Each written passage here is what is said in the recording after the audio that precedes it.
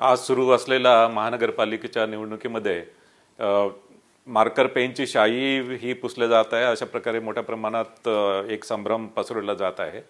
त्याबद्दल माझं सांगणं आहे की ही शाई जी आहे ती इंडेलिबल इंक आहे आणि इंडेलिबल इंक भारत निवडणूक आयोग जी इंडेलिबल इंक वापरतो तीच इंडेलिबल इंक आहे, मात्र ती मार्कर पेनच्या स्वरूपात आहे।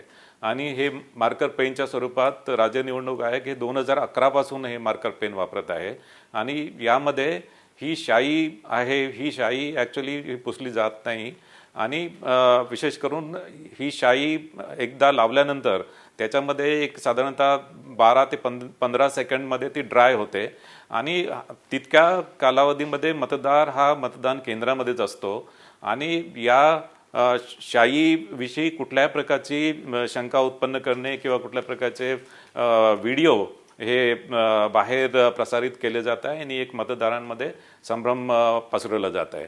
याशिवाय मला सांगायचं आहे की मतदार हा मतदान केंद्रामध्ये आल्यानंतर मतदान प्रतिनिधी असतात, जे उमेदवाराचे मतदान प्रतिनिधी असतात ते मतदाराची ओळख पटवून देतात आणि ते ओळख पटवल्यानंतर त्या मतदाराला मतदान करण्याचा हक्क असतो। त्यांना त्या मतदाराबद्दल काही ऑब्जेक्शन असेल तर ते ऑब्जेक्शन ते प्रिसाइडिंग ऑफिसरकडे नोंदवू शकतात आणि त्या अनुषंगाने त्या मतदाराची चौकशी होते।